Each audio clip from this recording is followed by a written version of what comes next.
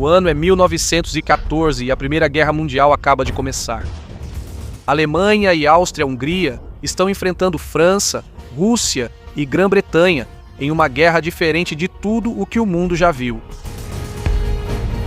No entanto, enquanto o continente pega fogo, uma nação decide esperar antes de se envolver: a Bulgária.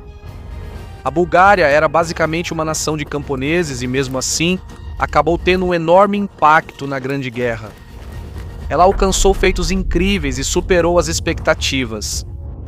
Um dos melhores exemplos disso foi no sul, na frente macedônica. Lá, o exército búlgaro atuou como um escudo, defendendo-se contra uma enorme coalizão de nações de todo o mundo. Por quase 3 anos, essa coalizão tentou romper a linha búlgara, mas não conseguiu e sofreu dezenas de milhares de baixas. Os búlgaros também tiveram um desempenho impressionante na campanha romena. Em uma batalha, as forças búlgaras enfrentaram uma coalizão de romenos, russos e sérvios que os superavam em número por 2-1. Longe de se intimidarem, eles responderam com uma carga agressiva de cavalaria que destroçou o flanco inimigo e, no final, os búlgaros infligiram o dobro de baixas do que sofreram. Foi uma conquista enorme. Na verdade, foi tão surpreendente que o marechal de campo alemão não conseguiu convencer seus colegas céticos de que era real. Apelidada de Prússia dos Balcãs, a Bulgária desafiou as expectativas na guerra e teve um desempenho muito bom, considerando o que possuía. Neste vídeo, vou contar a história esquecida da Bulgária na Primeira Guerra Mundial e como um pequeno país de 5 milhões conseguiu se manter firme na maior guerra já vista.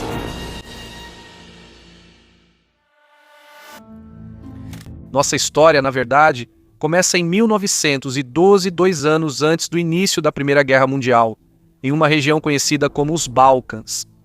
Naquele ano, uma coalizão de nações uniu forças para expulsar o decadente Império Otomano da região, no que ficou conhecido como a Primeira Guerra Balcânica.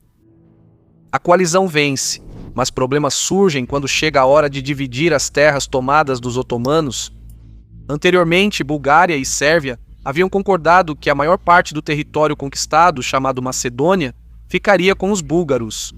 No entanto, quando a guerra termina, a Sérvia não recebe tudo o que esperava da guerra e por isso decide ficar com a Macedônia, aproveitando o fato de ter tropas lá. Para a Bulgária, isso é uma traição. Eles haviam contribuído com o maior exército para a guerra e tiveram que lutar na frente mais difícil. Do ponto de vista deles, enquanto seus soldados faziam o trabalho sujo, seus aliados estavam dividindo os despojos pelas costas deles. Para corrigir essa injustiça, no ano seguinte a Bulgária lança um ataque surpresa contra seus antigos aliados, na chamada Segunda Guerra Balcânica. No entanto, o ataque termina em catástrofe. Enquanto os búlgaros lutam contra a Sérvia e a Grécia, seus outros vizinhos aproveitam o caos. Romênia e o Império Otomano invadem pela retaguarda. Cercada e em desvantagem, a Bulgária se rende e perde todo esse território. O fracasso na Segunda Guerra Balcânica deixa a Bulgária completamente humilhada, e assim uma facção crescente no país quer vingança. Eles querem recuperar as terras perdidas. Infelizmente para eles, a Bulgária realmente não está em condições de lutar, e isso por vários motivos. Primeiro, sua população é muito pequena, menor até do que países como Portugal ou até mesmo a Bélgica.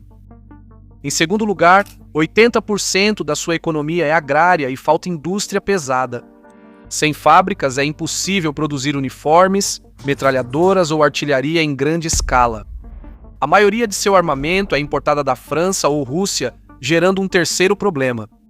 Após as guerras dos Balcãs, as relações com esses países foram rompidas, tornando conseguir peças de reposição um pesadelo. A perda da aliança com a Rússia é especialmente uma má notícia, já que a Rússia historicamente foi a protetora da Bulgária. Ao perder o apoio russo, a Bulgária também perde o acesso a empréstimos da França e do Reino Unido, aliados da Rússia. Precisando de dinheiro urgentemente, a Bulgária busca a ajuda da Alemanha, rival da Rússia. Ela aceita um grande empréstimo da Alemanha, estreitando sua relação com a Alemanha. Essa decisão teria grandes consequências mais tarde. Avançando para junho de 1914, o herdeiro do Império Austro-Húngaro é assassinado na Bósnia. Esse ato de terrorismo leva a uma escalada impressionante que resultaria na Primeira Guerra Mundial. As potências centrais, Alemanha e Áustria-Hungria, enfrentam as forças combinadas da Sérvia e da Entente, Rússia, França e Grã-Bretanha. Quanto à Bulgária, inicialmente ela declara neutralidade. A Bulgária reconhece sua fraqueza e por isso muitos rejeitam outra guerra. O sentimento dos camponeses búlgaros foi bem resumido por um jornal da época. Ele escreveu: "Não somos contra uma unificação, mas o sangue dos filhos da Bulgária é mais valioso do que qualquer expansão." No entanto, o governo está mais aberto a uma guerra. A prioridade deles é recuperar alguns dos territórios perdidos na Guerra dos Balcãs do ano anterior. Então, eles aguardam e esperam pelo momento certo. No final de 1914, outro participante entra na guerra quando o Império Otomano se junta às potências centrais. Isso, de repente, torna a Bulgária extremamente importante para ambos os lados do conflito. Sua posição geográfica a torna um grande trunfo para qualquer lado com o qual decida se aliar. Se a Bulgária se aliar às potências centrais, ela pode ajudar a invadir a Sérvia e conectar os impérios. Se ela se juntar à Entente, pode manter as potências centrais divididas geograficamente, isolando os otomanos e potencialmente salvando a Sérvia. Por causa disso, ambos os lados começam a tentar desesperadamente conquistar a Bulgária para o seu lado. Infelizmente, para a Entente, eles não podem oferecer à Bulgária o que ela mais quer, a Macedônia. Esse território pertence ao seu aliado, a Sérvia, que não tem intenção nenhuma de cedê-lo. As potências centrais podem oferecer à Bulgária não só a Macedônia, mas também todo o território perdido nas guerras dos Balcãs. Além disso, a Alemanha promete enviar todo o material de guerra necessário para lutar: rifles, munição, uniformes e até aviões. Diante de uma oferta tão tentadora, a Bulgária se junta às potências centrais em setembro de 1915. A Bulgária agora está envolvida na maior guerra da história da humanidade. Então, a Bulgária se junta às potências centrais em setembro de 1915, e basicamente a primeira coisa que faz é ajudar na invasão da Sérvia.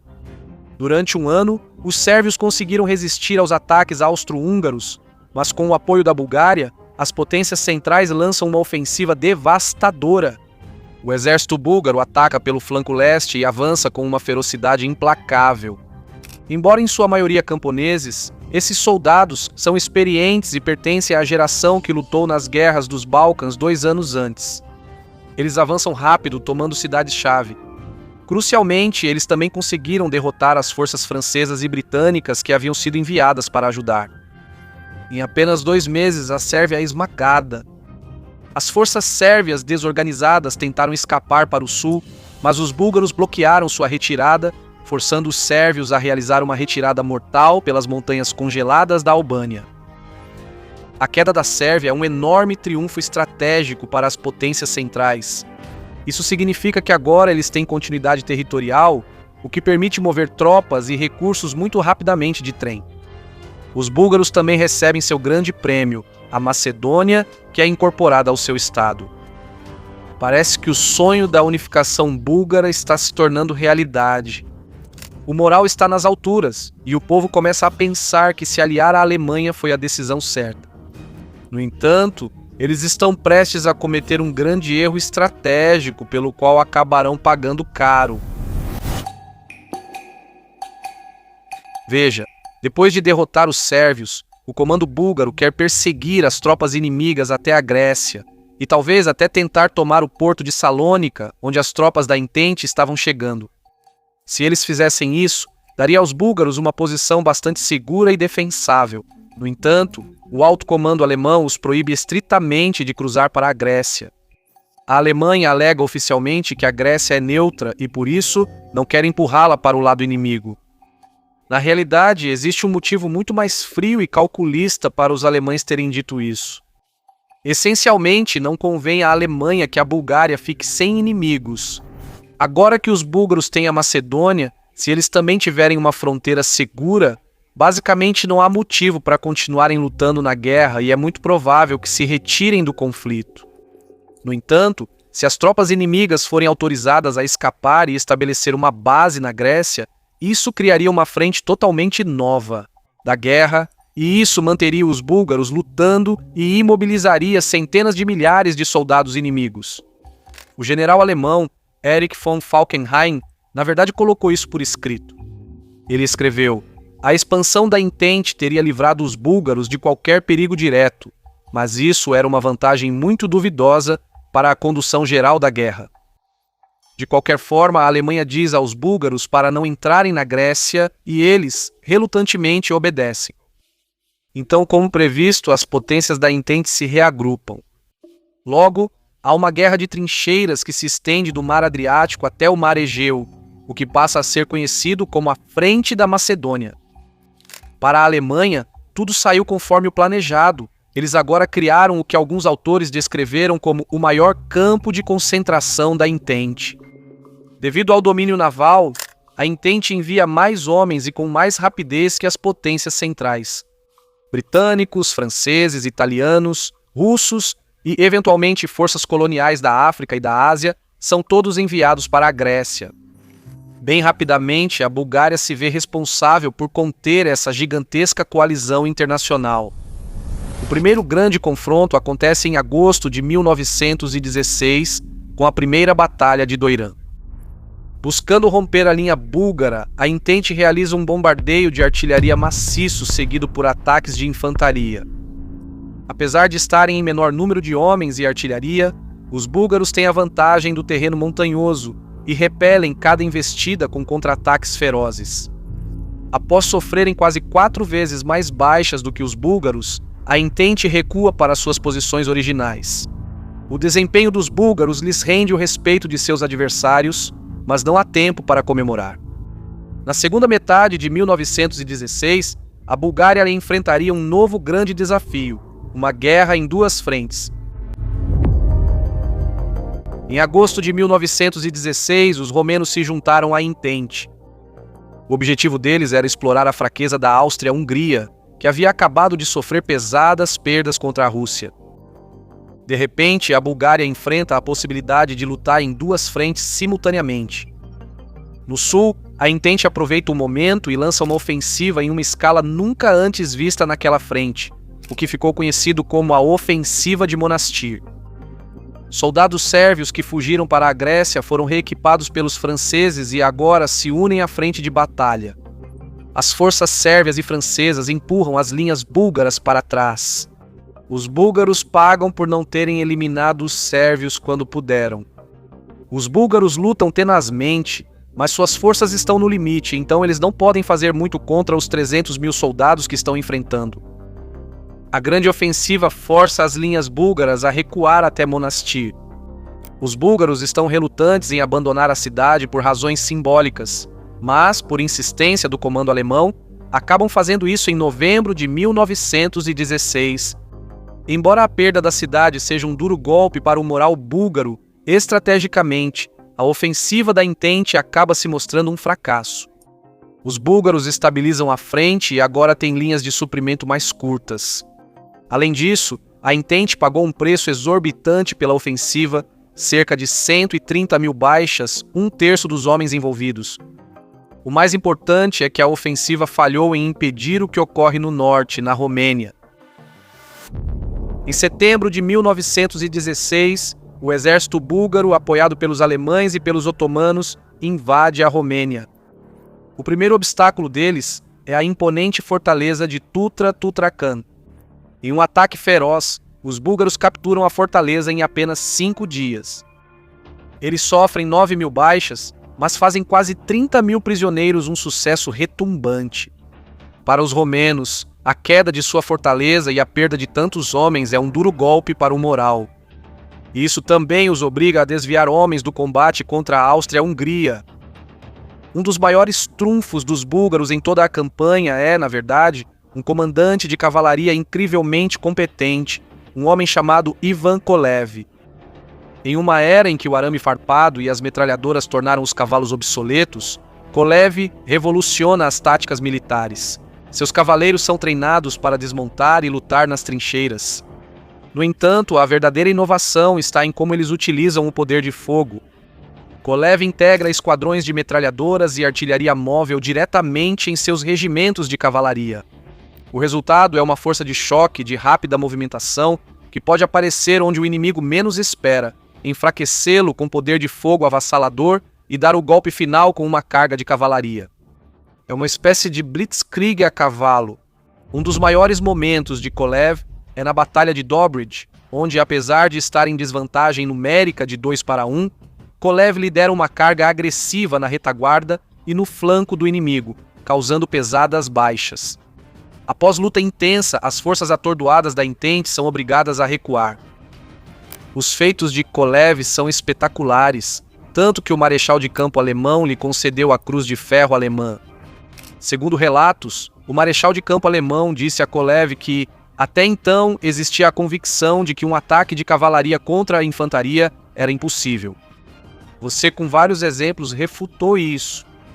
Muitos altos comandantes de cavalaria, camaradas meus, invejam você, e eu não consigo convencê-los por carta de que o que você fez é um fato consumado. Com a ajuda de Kolev, o sul da Romênia é rapidamente dominado. Mais tarde, naquele ano, a capital romena é tomada pelas potências centrais e a maior parte do território romeno é ocupada. Seus vastos recursos de petróleo e grãos são apreendidos. Nesse ponto, a Bulgária já conquistou praticamente tudo o que queria no início da guerra. Ela tem a Macedônia e em breve deve receber as terras que desejava da Romênia. No sul, as forças da Entente estão relativamente contidas. Lá, os búlgaros construíram um dos sistemas de defesa mais formidáveis de toda a guerra. Várias linhas de trincheiras, abrigos de concreto e posições de artilharia fortificadas em terreno montanhoso acidentado. Durante todo o ano de 1917, a Entente continua tentando romper a linha búlgara, mas não consegue e sofre dezenas de milhares de baixas. Na superfície, a Bulgária parece ser invencível, mas isso esconde uma situação terrível acontecendo dentro do país.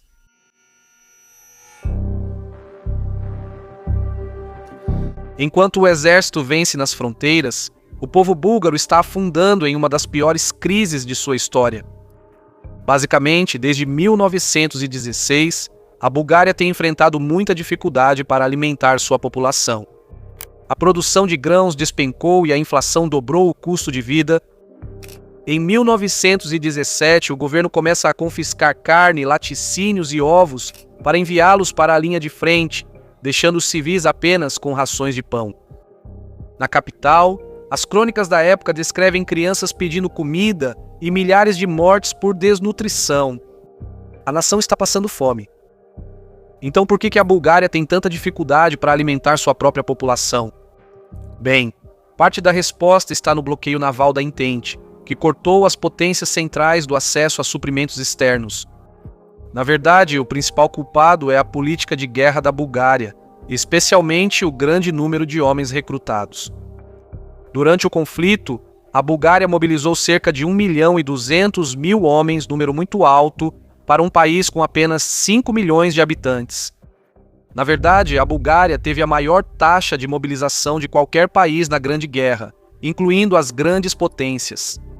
Praticamente todo homem em idade de lutar vestiu uniforme.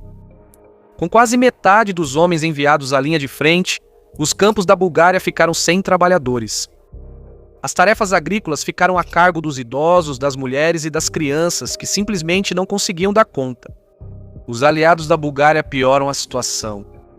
Soldados alemães e austríacos, com salários mais altos, esvaziam os mercados de alimentos da Bulgária e alimentam um grande mercado negro. Funcionários corruptos facilitam o contrabando de alimentos em trens, rotulando-os falsamente como material de guerra.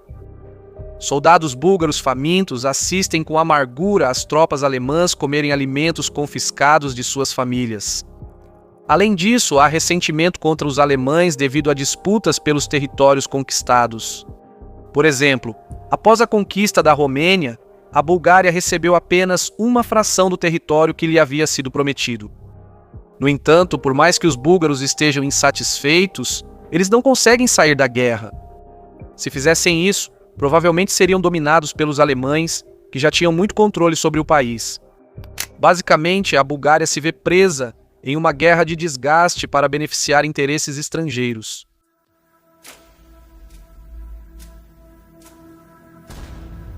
No verão de 1918, o exército búlgaro está irreconhecível em comparação com a força que varreu os Balcãs alguns anos antes. Uma colheita desastrosa eleva o custo de vida a 8 vezes o valor de antes da guerra. As rações dos soldados caíram para 500 gramas de pão, muitas vezes misturado com cevada, palha ou sabugos de milho moídos. Essas misturas são tão perigosas que às vezes levam à morte. Também há uma escassez aguda de roupas. Um general da linha de frente relata que muitos dos soldados estão descalços, seus sentinelas não têm sapatos e seus uniformes não passam de trapos. Para piorar, a Alemanha há muito tempo não cumpre suas promessas. Em meados de 1918, a Bulgária já estava há 3 meses sem receber nenhum suprimento militar da Alemanha. O verdadeiro ponto de virada acontece quando o alto comando alemão decide apostar tudo em uma última grande ofensiva na frente ocidental, a Ofensiva da Primavera. Em preparação para isso, a Alemanha retira suas divisões e artilharia da frente macedônica. Tudo isso causa ainda mais ressentimento entre os búlgaros. Eles sentem que sua frente está sendo abandonada justamente quando as forças inimigas estão mais fortes do que nunca. Oficiais perdem o controle das unidades, enquanto centenas de soldados avisam que não vão lutar se suas famílias continuarem passando fome.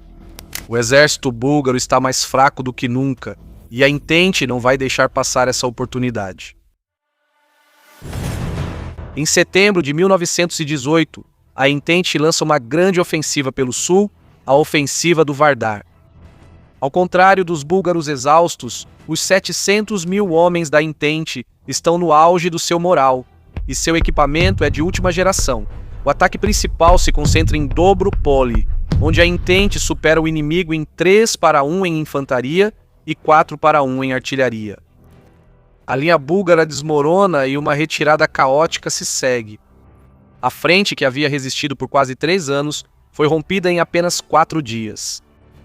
O governo búlgaro tenta reorganizar o exército, mas os soldados já estão fartos. Milhares desertam e marcham em direção à capital, buscando punir os líderes que os arrastaram para a guerra. Agora a revolta é reprimida, mas mesmo assim a guerra está perdida. Em 29 de setembro de 1918, a Bulgária assina um armistício e se retira da guerra. Isso desencadeia um efeito dominó catastrófico para as potências centrais.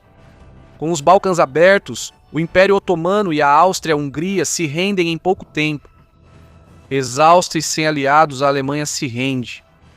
A Grande Guerra chegou ao fim.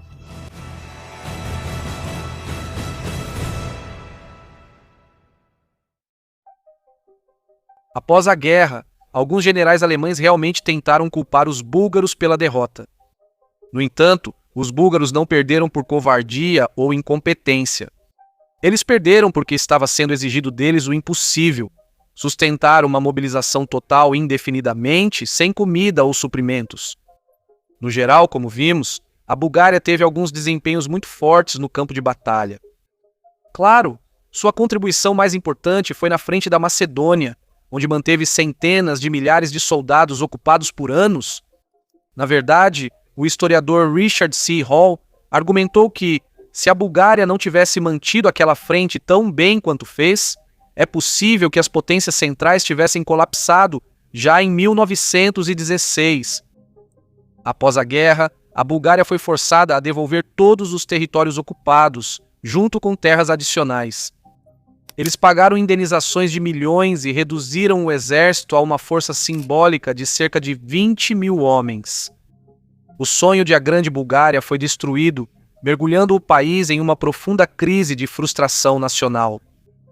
Esse estado de amargura e humilhação abriu caminho para que a Bulgária, 20 anos depois, se envolvesse em outra guerra, mais uma vez tentando recuperar o que havia perdido, dessa vez ao lado de Adolf Hitler.